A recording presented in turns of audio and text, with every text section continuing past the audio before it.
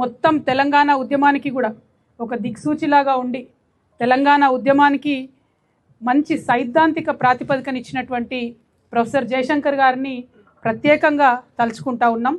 వారిని గత 12 సంవత్సరాలుగా మనము హైదరాబాదులో విగ్రహం పెట్టి గౌరవించుకోలేకపోయినాం.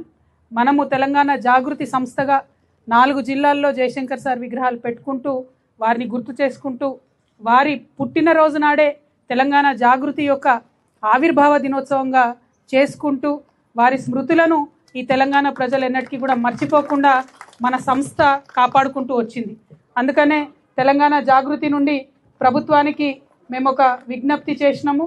ఇవాళ మరొకసారి మేము ఆవిర్భావ దినోత్సవ సందర్భంగా తెలంగాణ ప్రభుత్వానికి రాసినటువంటి లేఖలు ఇచ్చినటువంటి డిజైన్లను చూపిస్తా ఉన్నాను. నేను ప్రొఫెసర్ జయశంకర్ గారి విగ్రహాన్ని ఈ విధంగా ఉండాలి అని చెప్పి మేము ఇప్పుడు కాదు 2014 నుండి ప్రయత్నం చేస్తూ వచ్చినాం. ఆనాటి ప్రభుత్వం పట్టించుకోలేదు. 2017లో ప్రత్యేకించి మున్సిపల్ శాఖకు ఉత్తర ప్రత్యుత్తరాలు జరిపి మరి ఈ ప్లేస్ను ఈ ప్లాన్ను అన్నిటినీ కూడా ఇవ్వడం జరిగింది. ఇవాళ ఉన్నటువంటి ప్రభుత్వాన్ని మేము కోరేది ఏంటంటే ప్రొఫెసర్ జయశంకర్ గారు ఇచ్చినటువంటి ఒక సైద్ధాంతిక పునాది మీదనే తెలంగాణ ఉద్యమం గట్టిగా వేళ్ళూనుకొని నిలబడ్డది. దాన్ని ముందుకు నడిపించినటువంటి చోదక శక్తులు రాజకీయ శక్తులు ఉన్నప్పటికీ మరి సైద్ధాంతిక పునాది ఇచ్చినటువంటి ప్రొఫెసర్ జయశంకర్ గారి విగ్రహం మన రాష్ట్ర రాజధానిలో ఉండడం ఎంతైనా అవసరం. కాబట్టి ప్రభుత్వమే పూనుకొని విగ్రహాన్ని ఏర్పాటు చేయాలి. మేము మా సంస్థ ద్వారా ఇచ్చినటువంటి డిజైన్ మీకు నచ్చకపోతే అంతకన్నా గొప్పగా మీరు చేయాలనుకుంటే ప్రభుత్వం తప్పకుండా చేయొచ్చు.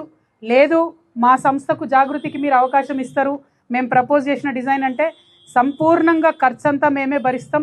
ఆ తర్వాత ఎక్కడైతే విగ్రహం పెడతారో దాని చుట్టూ కూడా మెయింటెనెన్స్ ఏదైతే ఉంటుందో జీవితకాలం పాటు తెలంగాణ జాగృతియే భరిస్తుందని కూడా ఈ సందర్భంగా ప్రభుత్వానికి మేము విజ్ఞప్తి చేస్తూ ఉన్నాం.